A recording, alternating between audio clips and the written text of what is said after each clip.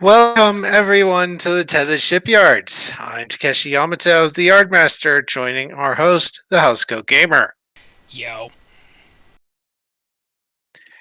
Today we're taking a look at yet another ship from Utopia Planitia where the stats just don't where the stats and lore just don't line up with the registry code.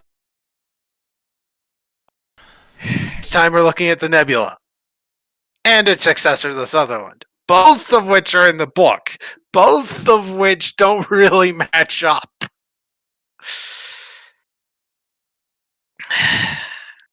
Alright, let's get into it with the Nebula.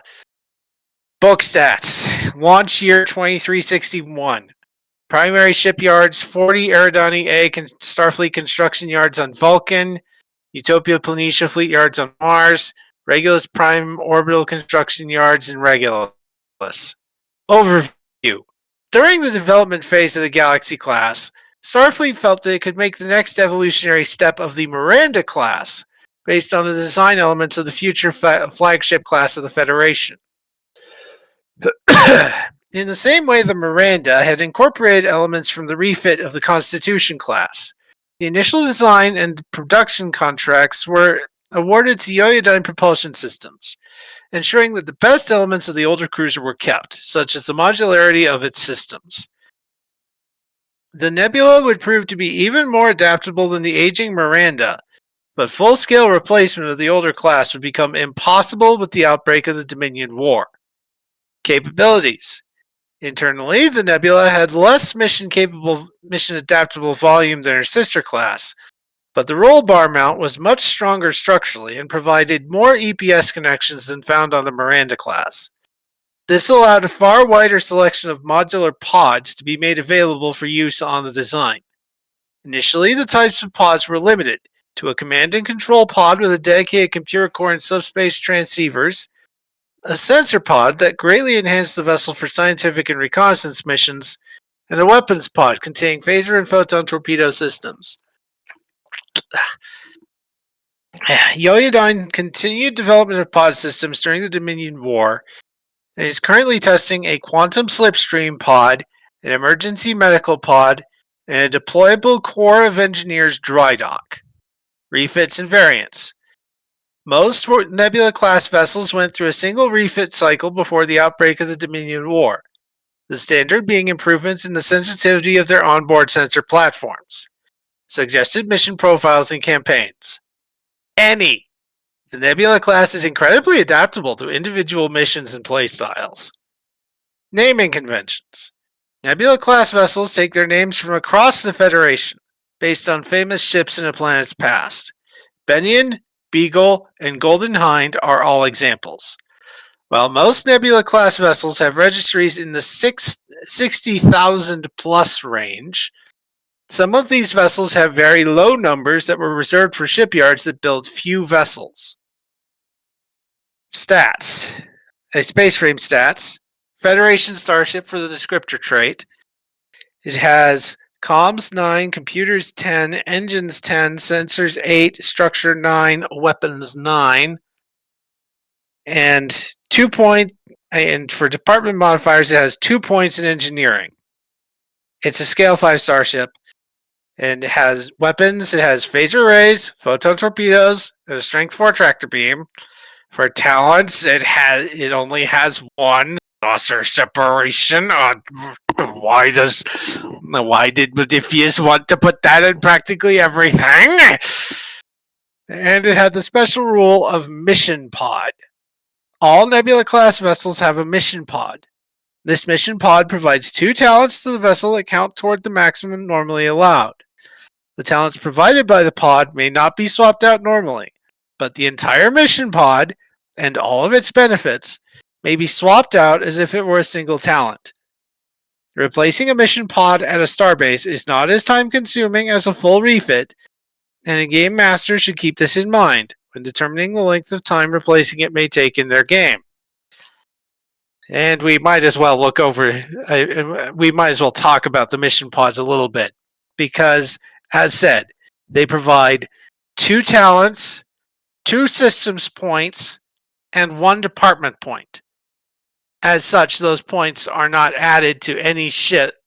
As such, any ship that has mission pod capability has 1 fewer department point and 1 fewer department modifier point and 2 fewer systems points. We've got an astrometrics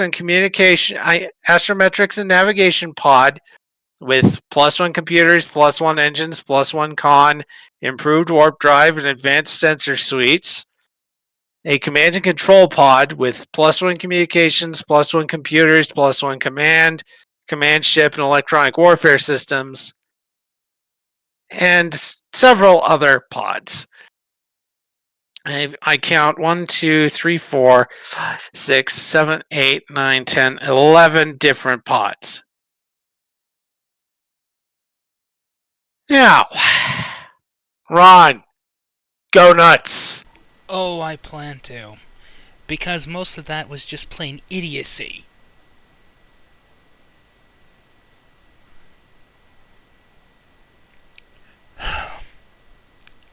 The Nebula class was the last step towards the full-scale Galaxy-class starship.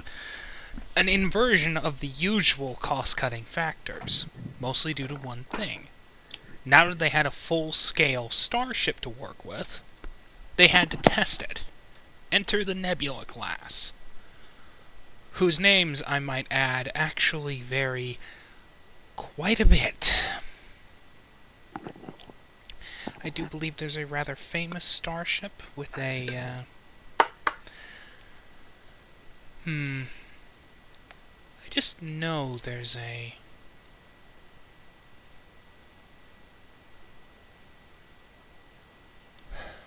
I do apologize. I'm trying to think of the name of the ship that the...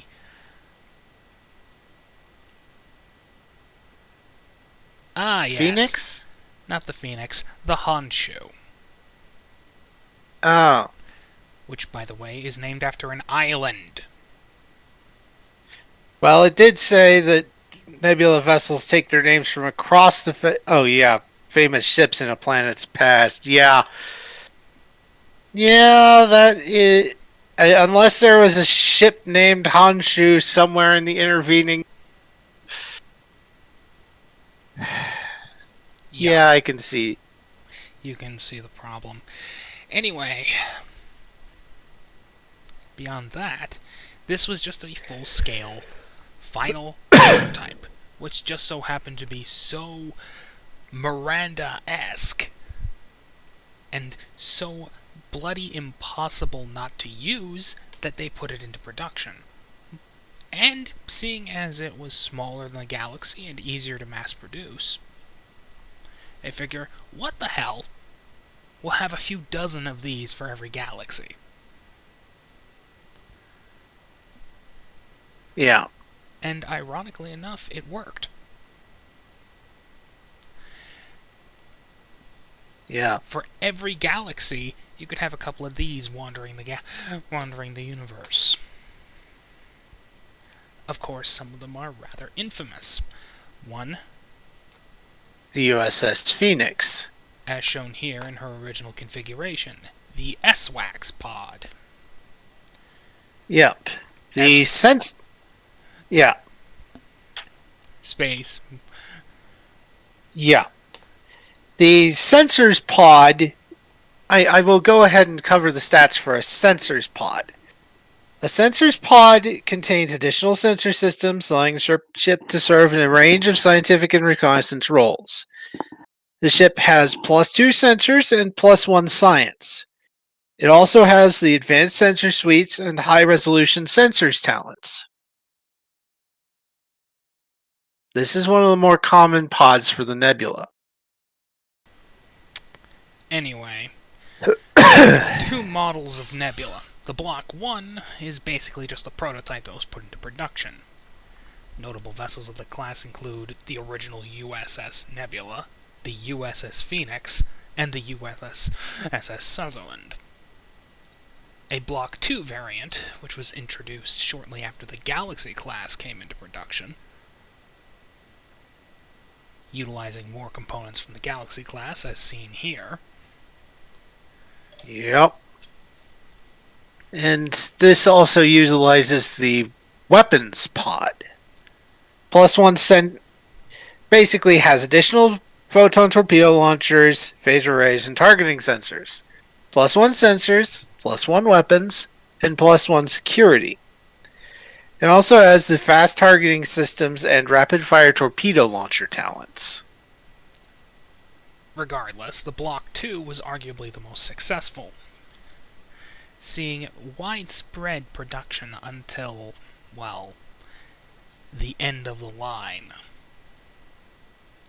with the USS Queen Victoria, which we've covered in our Hero Ships series. But just like that Starfleet couldn't let go of the super heavy cruiser that was the Galaxy-Class, in spite of the fact that it was outmoded pretty much as soon as the Dominion War was over. Yeah. Enter the Ross-Class. Yeah. They needed to develop a new starship to take up the same role.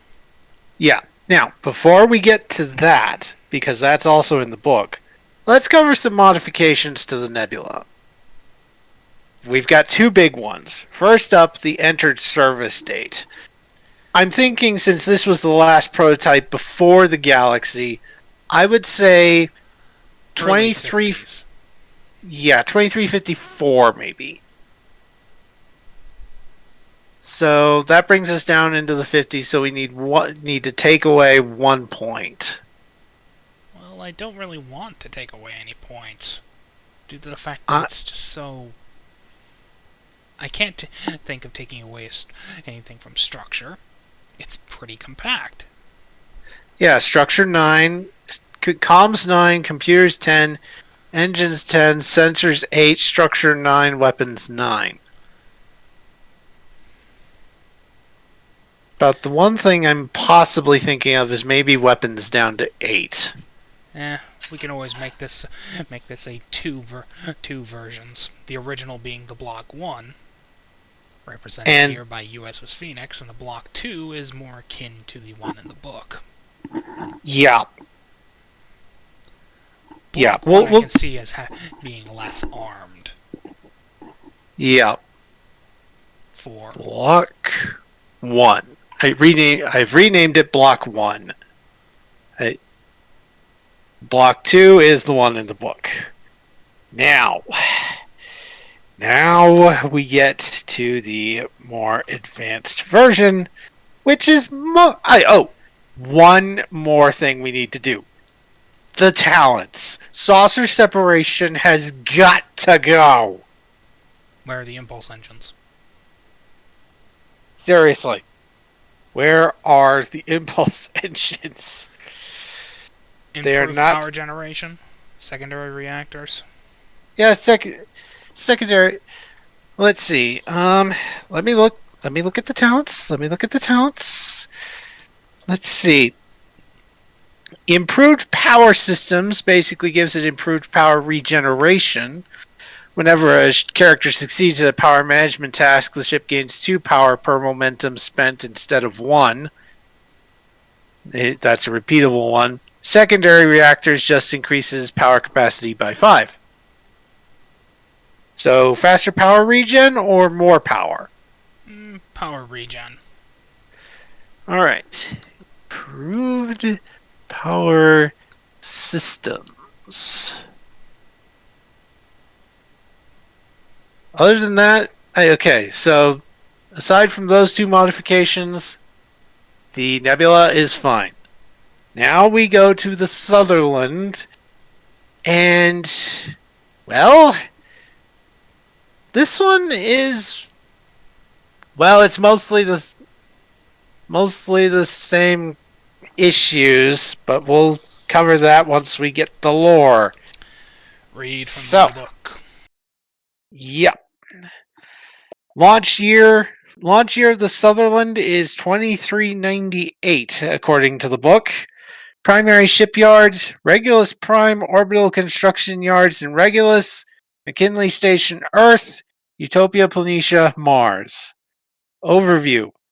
The Sutherland-Class research vessel is a long-range starship that represents a 6th-generation iteration on the medium exploration and survey cruiser, in the tradition of the Miranda, Constellation, and Nebula classes before it.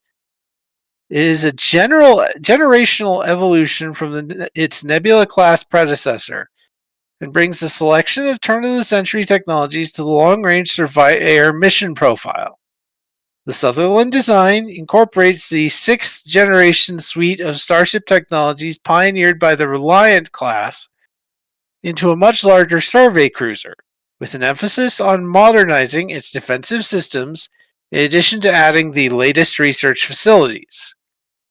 Capabilities.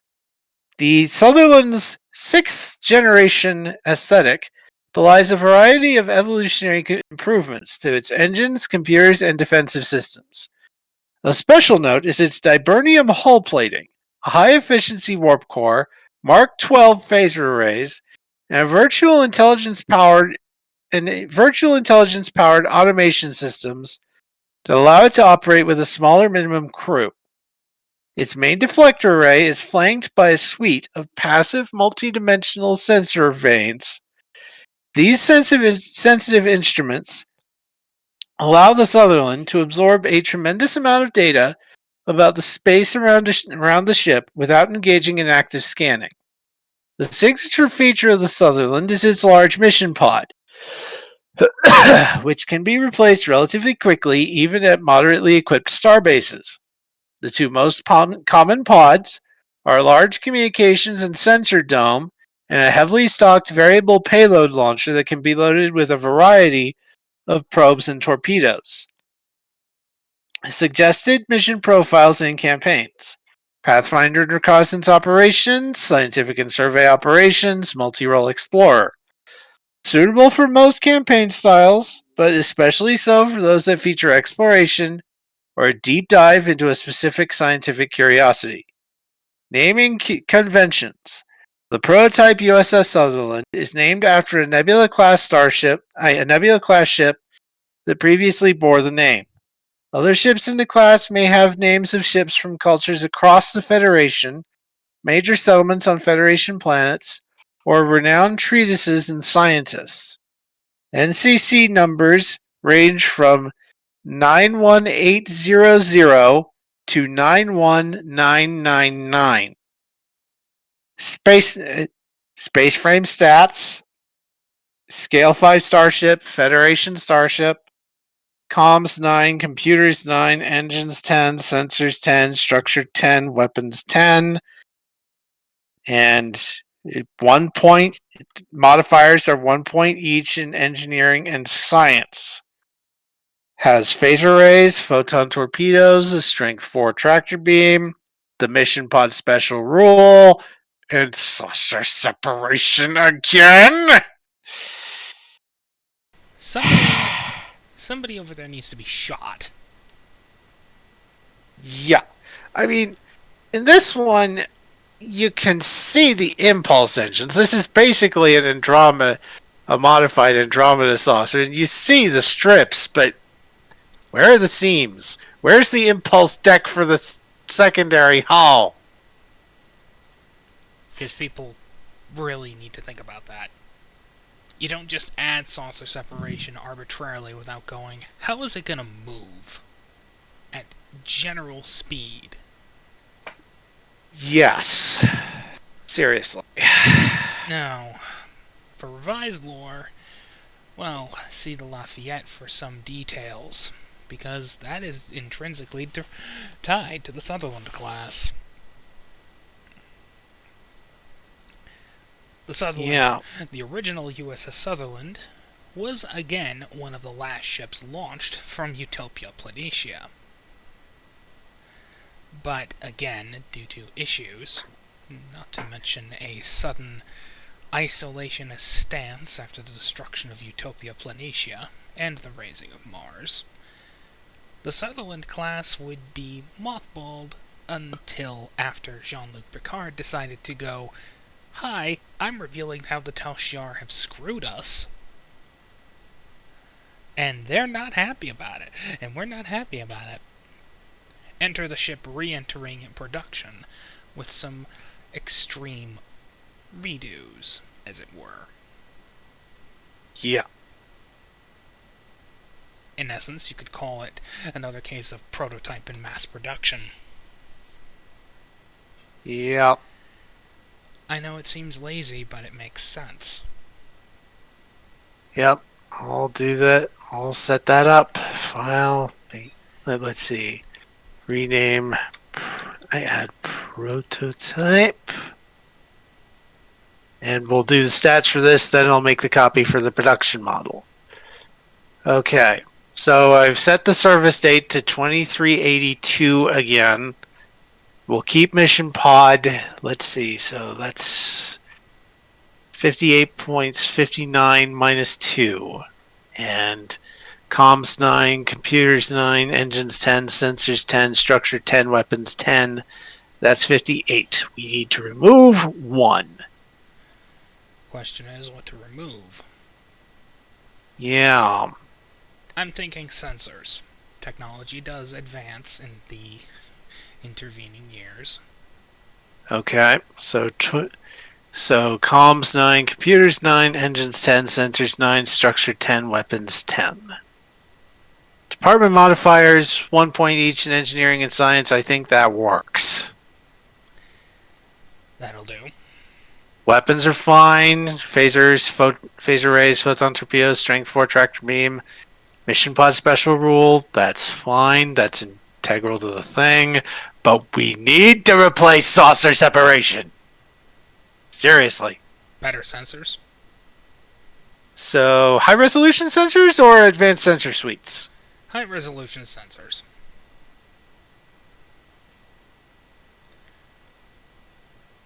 It is a science ship. Yeah. Basically, how they work, how it works talent-wise is advanced sensor suites makes it easier to scan for things, while high-resolution sensors can pull in more data.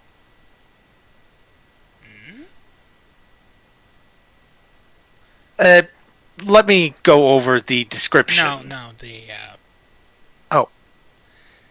You're looking at a material. No, I'm looking at how things are different between the Monitor and the Sutherland. Ah. Because we're gonna have to deal with this thing. Oh, yeah. Oh my god, it's a stretched version. Oh my god, it's got the guppy mouth. Oh, boy. Oh, right. Cygnus. Yeah. I completely forgot about this thing. Yeah. So, yeah. We're gonna have to deal with this thing. Right. Well, first, let's deal with the production model of the Sutherland. Other than getting rid of saucer separation, because must I mention it? Yeah. Let's see. Make a copy. Production. Okay. So, shall we just set this as the book version? I don't see any problem with that. Alright. So, actually, in that case, we don't need to worry about making a new version. The book stats as of the book stats launch year 2398, that's perfectly fine. It looks like they rounded up to the 2400s for 60 points and then subtracted 2 for the mission pod rules. That works for me. I don't see any problem. Yup. So yeah, just replace saucer separation with high resolution sensors. Now,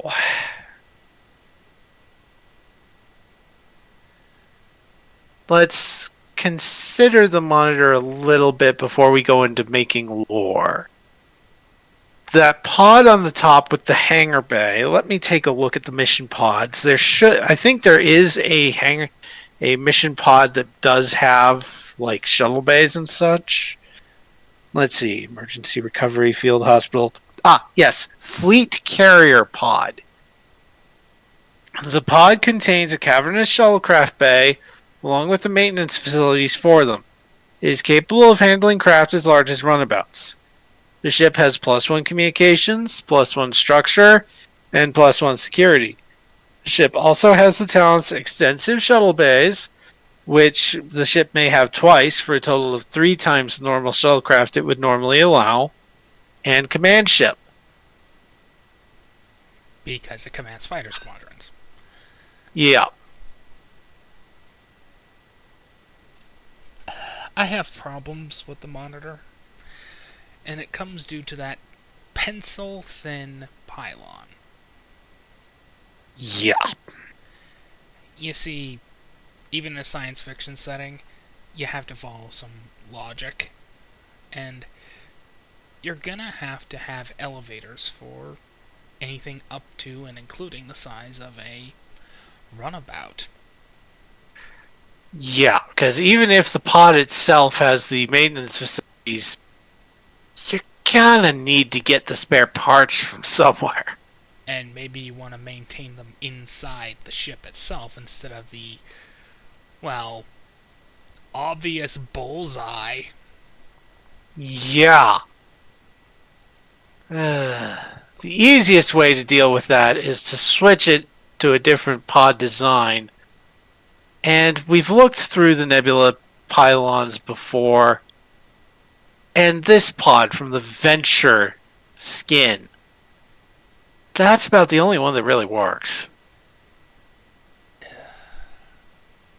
All you have to do is just widen it a little. Yeah. Because, well,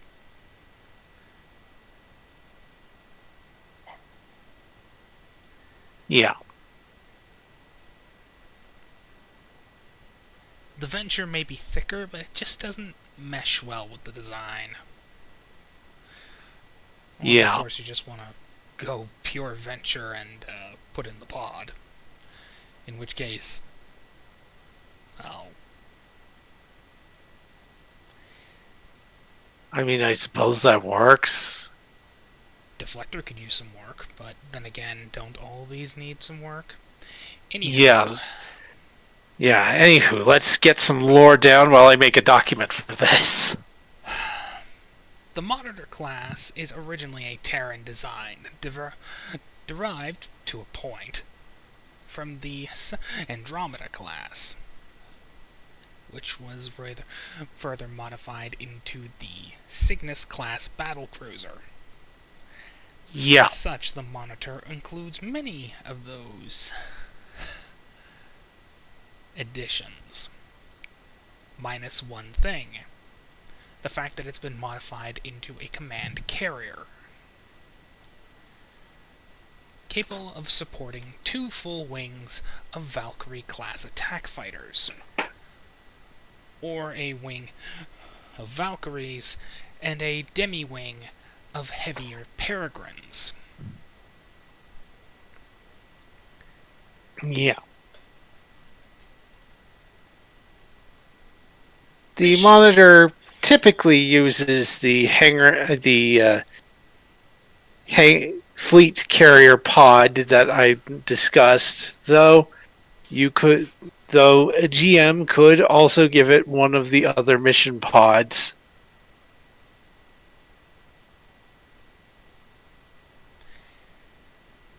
Regardless, Starfleet was only given this particular design after the Seeker conflict. Yeah. Of course, what applies to the Terrans also applies to Starfleet. This ship is top of the line, period. And, well, it includes a number of new weapon systems, most of which are completely classified and I will not be discussing. Yeah. So, let's see. Let's get to some stats. Entered service date 2412, because, well, 2412 Starfleet.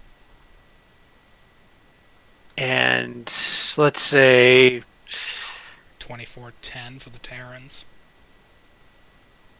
2410, maybe 2409.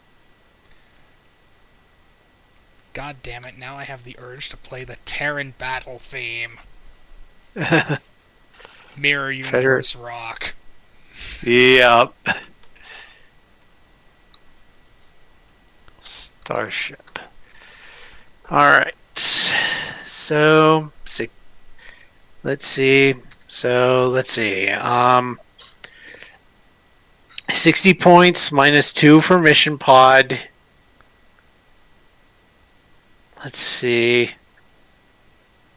The basic Sutherland was comms 9, computers 9, engines 10, sensors 10, structure 10, weapons 10. I'll take a point away from sensors to put that into comms. That'll most definitely be required. Yeah. And let's see. And for talents, we'll take away high resolution sensors because, well, for modifiers, we'll take the point from engineering and put it in security. Because this thing is, because whether it's the Terran version or the Starfleet version, it's definitely more of a combat boat. But no, we'll take that point from science, not engineering. Carrier. Yeah.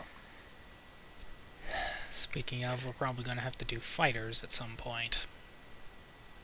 Yep. We've got some TOS fighters, and the book does have stats for Peregrines, but we might need to do some other fighters. Yeah, it's mostly the goddamn Valkyrie glass. Yeah. And so we'll take away high resolution sensors as well. I would say this thing has its own shuttle base inside the ship itself, not just in that giant hangar bay. So I am seeing what looks to be a hangar bay at the base of the spine. Yeah. So we'll add extensive shuttle bays.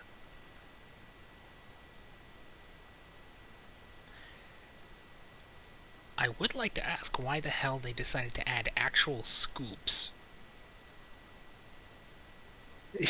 Yeah. I mean, yes. It's unique, I'll give it that, but I do have to agree. Why did they make them actual scoops? So, anyway, descriptor trait, Federation starship, Terran Imperial starship, because it can be in both factions.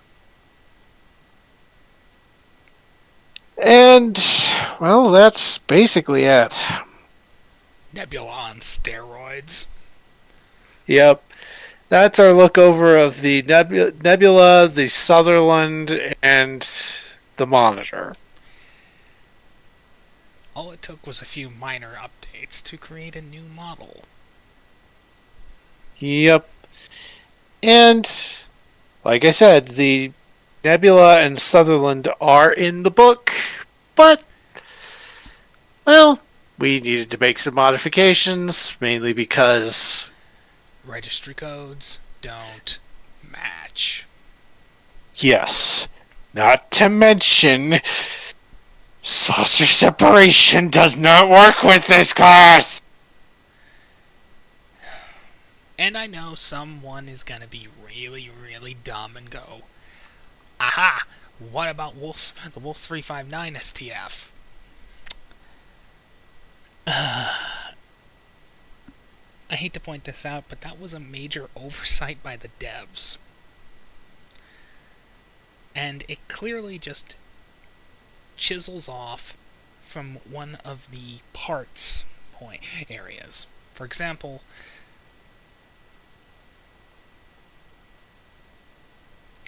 I could change up the saucer section of this particular boat, and it would look just the same as the rest.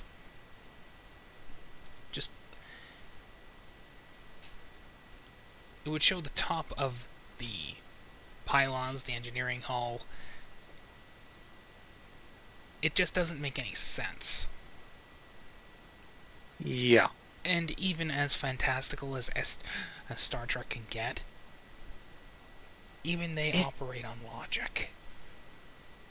Yeah. So, saucer separation needed to go. Yeah. Bye-bye.